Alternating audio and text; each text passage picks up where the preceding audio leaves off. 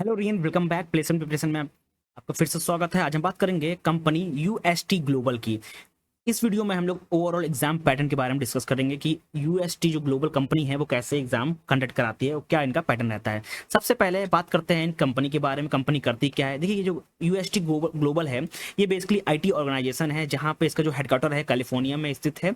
और ये जो काम करती है, जो स्पेशलाइजेशन है इसका बेसिकली काम करने का, वो हेल्थ केयर में है, रिटेल में है, कंज्यूमर गुड्स में है, बैंकिंग में है, फाइनेंशियल सर्विस में है, मीडिया एंटरटेनमेंट कंपनी भी है, इंश्योरेंस है, ट्रांसपोर्टेशन है, लॉजिस्टिक एंड मैन्युफैक्चरिंग है, यूटिलिटीज है।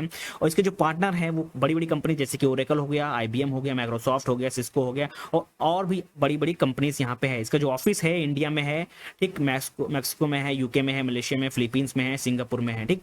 ये यानी कि ये जो कंपनी है ये हर फील्ड में यहाँ पे काम करती है। और उसके जो बड़े बड़े इन्वेस्टर हैं, जो पार्टनर हैं, वो ओरेकल, आईबीएम जैसी कंपनीज यहाँ पे हैं।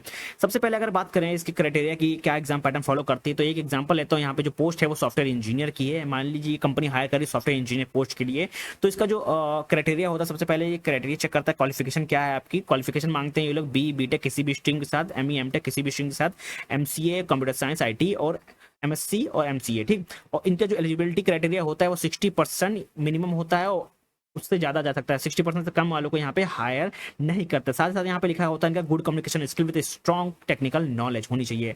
मिनिमम अगर स्टार्टिंग पैकेज की बात की जाए तो सैलरी जो रेंज होती है $25,000 से लेकर 1,57,000 पर मंथ पर एनुअल जाता है, यहाँ पे सैलरी जाती है, ठीक। अगर सिलेक्शन प्रोसीजर की बात करें तो ओवरऑल यूएसटी ग्लोबल प्रोसीजर का तो बेसिकली ये 3 फेजेस में काम कंडक्ट कराती है। सबसे पहला फेज जो होता है वो है रिटन टेस्ट।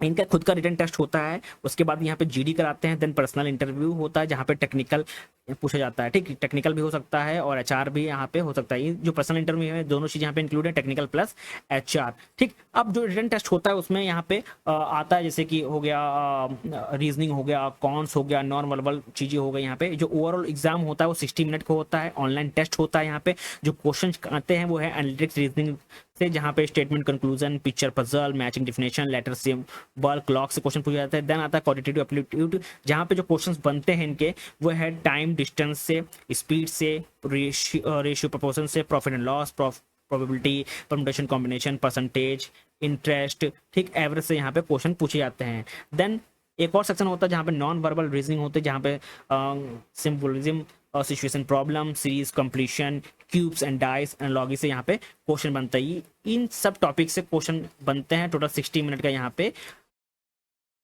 फर्स्ट पेपर होता है। देन आता है आपका technical test. Technical test basically आप जो यहाँ पे जो इम्पोर्टेंट है, ये डिपेंड करता है कि अगर सॉफ्टवेयर इंजीनियरिंग की बात की जाए तो कोडिंग आती है, ठीक।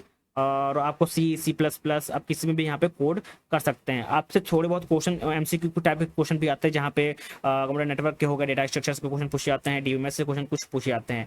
देन आता है जैसे भी आप फर्स्ट राउंड क्वालिफाई करते हैं, देन आता है इनका ग्रुप डिस्कशन प्रोसीजर, जो कि 25 मिनट तक चलता है। ये किसी भी टॉपिक, ट्रेंडिंग टॉपिक से लेकर या टेक्नोलॉजी से रिलेटेड यहाँ पे जीडी कराए जाते हैं। एक चीज़ याद रखिएगा, यहाँ पे कैंडिडेट की कम्युनिकेशन स्किल्स, एनालिटिक्स एबिलिटी को चेक किया जाता है, उन्हीं की बेसिस पे इनको सेलेक्ट करते हैं आगे, ठीक। जो टॉपिक होता है वो ट्रेंडिंग टॉपिक होता है, आईटी से रिलेटेड हो चुका, और या जो जैसे कि अभी चल रहा है टैरिफ को रिगार्डिंग, टैरिफ से रिगार्डिंग क्वेश्चन पूछ सकते हैं। टैरिफ अगर इम्प्लीमेंट हो जाता है, अगर इम्प्लीमेंट कर देता है तो क्या बेनिफिट होंगे, क्या इसके कॉन्स होंगे, ठीक। ये सब यहाँ पे पूछे जाते हैं, ठीक। जैसे ही आप जीडी राउंड क्वालिफाई करते हैं, देन आता है आपके पास पर्सनल इंटरव्यू राउंड, जहाँ पे टेक्निकल और एचआर इंटरव्यू जहाँ फॉलो किया जाता है। टेक्निकल इंटरव्यू की बात कर रहे हैं हम लोग, तो यहाँ पे जो टॉपिक होते हैं सी++, एसक्यूएल, जावा, डीएमएस से ज़्यादा क्वेश्चन पूछे जाते हैं। और साथ साथ में आपकी जो स्ट्रीम है, आपकी जो सब्जेक्ट, आप जिस यानी कि आपने एमसीए किया है तो आपसे हो गया कंप्यूटर नेटवर्क हो गया, डेटा स्ट्रक्चर हो गया, ठीक, और ऑपरेटिंग सिस्टम हो गया, इनसे क्वेश्चन यहाँ पे आपसे पूछे जाते हैं, ठीक। और आपने रिज्यूमे में क्या मेंशन किया और जो प्रोजेक्ट आपने मेंशन किया वो उसके बारे में आपको पता होना चाहिए, आपको उसकी अच्छी नॉलेज होनी है। साथ साथ में कंपनी करती क्या है, जो यूएसटी ग्लोबल है टेक्निकल, इसके बारे में पता होना चाहिए। और साथ ही साथ में एक क्वेश्चन यहाँ पे फंस जाता है, वीकनेस और स्ट्रेंथ। बहुत लोग बच्चे इसमें कंफ्यूज होते हैं। मैंने ऑलरेडी एक वीडियो बना रखा है एचआर इंटरव्यू क्वेश्चन, जहाँ पे वीकनेस कैसे बतानी है और स्ट्रेंथ क्या होती है वो सब मैंने वहाँ पे डिस्कस किए हुए हैं। एचआर के मैंने इंपॉर्टेंट क्वेश्चन को भी डिस्कस किया हुआ है और सिनेरियो बेस्ड क्वेश्चन को भी डिस्कस किया हुआ है, ठीक। नाउ जैसे आप इसको क्वालिफाई करते हैं, टेक्निकल इंटरव्यू जब आपका एचआर इंटरव्यू राउंड होता है, जहाँ पे आपके स्ट्रेंथ, वीकनेस, क्या आप लोग रिलोकेट होना चाहते हैं कि नहीं, वो सब यहाँ पे क्वेश्चन पूछते हैं, ठीक।